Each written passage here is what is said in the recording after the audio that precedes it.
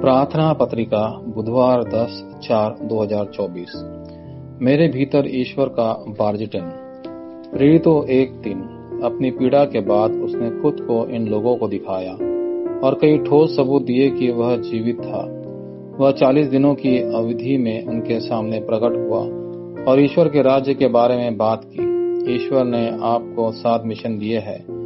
उनमें से ईश्वर चाहता है कि आप अपने भीतर उसको बार्जिटन बनाएं ताकि पहरेदार की रोशनी चमक सके। यह पहला मिशन है। जैतून के पहाड़ पर यीशु ने 40 दिनों तक ईश्वर के राज्य के बारे में बात की।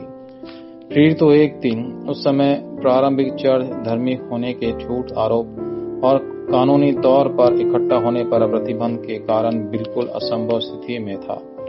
हालांकि सदस्यों ने जैतून के पहाड़ की बिल्कुल संभव वाचा को पकड़कर रोम को हरा दिया। इसके अलावा वे परमेश्वर की पूर्ण योजना को जानते थे और उसके पास इजराइल के अवशेषीकरण के पिछले कारण और भविष्य के उत्तर थे। प्रारंभिक चर्च के सदस्यों के पास पहला, अंतिम और शाश्वत पूर्ण मिशन था और वे आगे बढ़े। पहला, कलवरी का बार्जिटन। यूहन्ना 19:30। लगभग 120 कमजोर लोगों ने रोम को हरा दिया। यह इसलिए संभव हुआ क्योंकि कलवरी का बार्जिटन पहले ही जैतून के पहाड़ पर बनाया जा चुका था। इसके वाचा को पकड़ कर कि वह पूरा हो गया। दूसरा कुरिन्थियों 10:4-5। उत्पत्ति 3:6-11। मैं शैतान द्वारा मनुष्य में बनाए गए घर को नष्ट कर दिया। प्रेरितों का काम 13:16-11। में बनाए गए बार्जिटन को उलट दिया। उस मंदिर के ध्वस्त कर दिया जहां शैतान शासक था। यूहन्ना 8:44।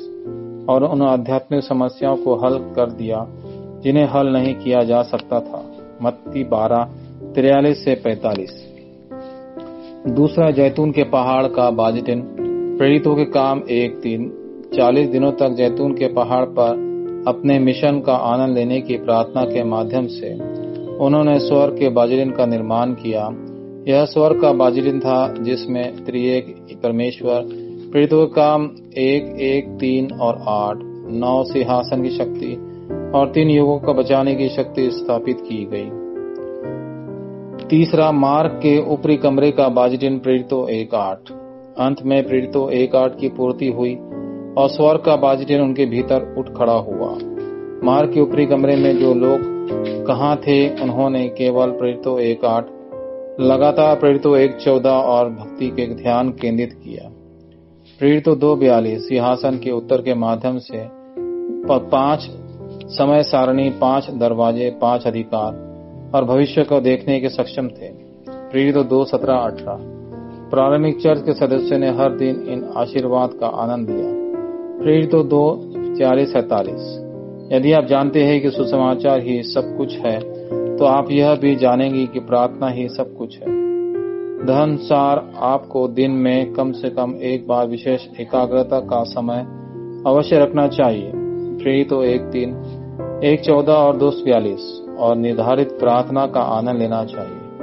प्रेरितों 3, 1:12, 16, 13 और 16। इस समय आप सिंहासन को हिलाने वाले 3-9-3 का प्राप्त करने के लिए प्रार्थना करते हैं। सुबह इसे वक्त करने से लिए प्रार्थना, दिन और उत्तर प्राप्त करने के लिए प्रार्थना, रात।